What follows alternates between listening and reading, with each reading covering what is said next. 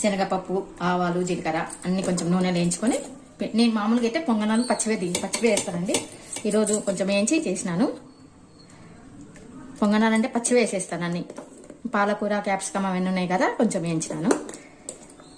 చూడండి, కొంచెం పసుపు వేసిన.